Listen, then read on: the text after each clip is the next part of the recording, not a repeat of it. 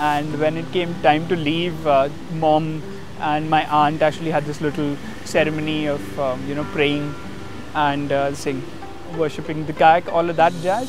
And finally it was time to leave.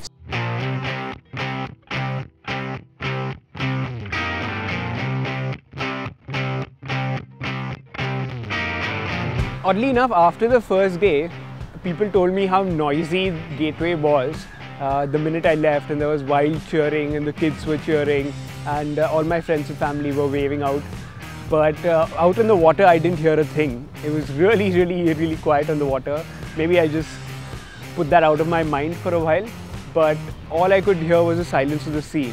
And early in the morning, just taking in the whole of the Gateway and the boats parked right outside it was a phenomenal feeling.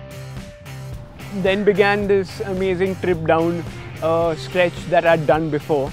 Seeing as how the Bombay Mandwa stretch was something that I'd practiced on, but today was vastly different. It was early morning. It was really misty, and you couldn't see for very far. But luckily, I had my friends with me because we'd taken the safety boat, and there were about three or four people on the boat, and they were giving me company the whole way.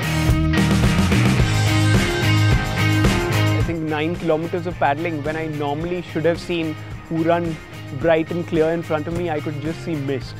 So it was pretty interesting because I hadn't got the navigation on my watch on, because I just assumed that it was a simple home run. So I'd know which direction to head out in. But suddenly I'm stranded here in the middle of the whole channel. So I conferred with my safety boat. We had a little talk, and finally, I think about a kilometer or so further, was the first time that we saw some speedboats zipping by, and that's when we realized that okay, fine, fair enough, Mandwa is the same way that we're headed in. So that was a bit of a relief.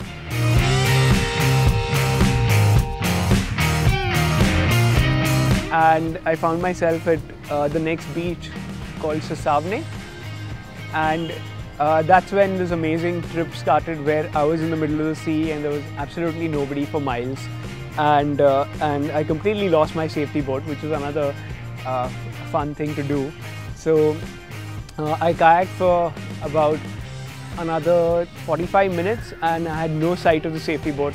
I looked all over the place, but found no missing of it. So I just decided to start paddling faster.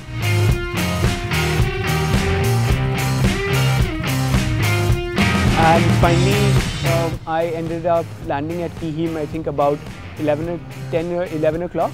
And it was a lovely soft landing. Landed on the beach a little further away from the tourists and all the people doing the water sports. That's when I started questioning where my safety crew was and where the land crew was. And I started making some phone calls.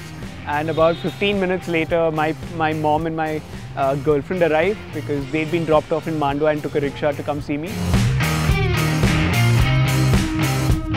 Finally, about 20 minutes after that, we finally see the safety boat doing rounds of Kihim, and I get a hold of them on their cell and wave out to them and say that, okay guys, I'm here on the beach.